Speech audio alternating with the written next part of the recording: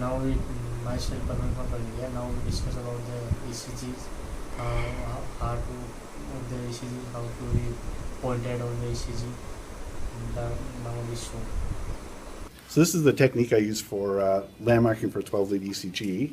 It's a little different from a method a lot of people use. A lot of people use the sternal notch, and then they look for the angle of Louis and go across. But there's a much easier way to do this.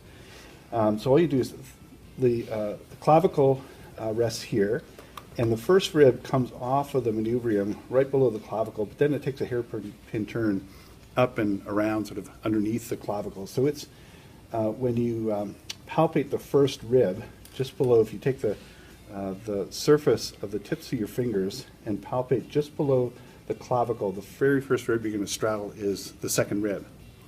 And so the space below it is the second intercostal space. And then it'll be the third intercostal space, and the fourth intercostal space is right there. So V1 is going to go right here. I'm going to move the hair a little bit and put V1 there. And for V2, we do the same thing, second intercostal space. The nice thing about this method too is even if you've got someone who's obese, there's very little fat where the ribs meet the sternum. And so you can always palpate the rib there. Now, if you try to palpate it on yourself, good luck. It's like trying to tickle yourself. It's almost impossible. So that's 2, 3, 4.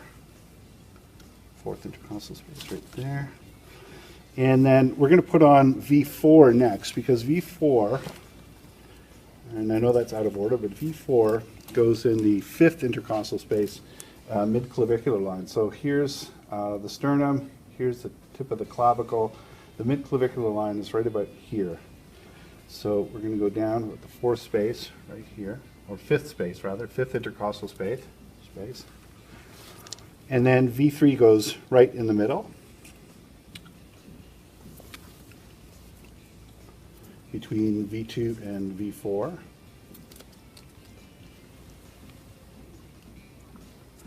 Right there.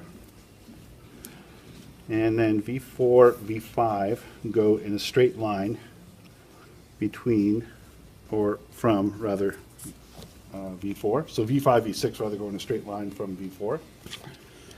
So V5 goes in a straight line with V4 at the anterior axillary line, so right here. And V6 goes in a straight line with V4 and V5 at the mid-axillary line, so about right here. Perfect. The limb leads I typically put on the wrists and the ankles. Now you can put them up on the shoulder, but I generally try to avoid large muscle mass.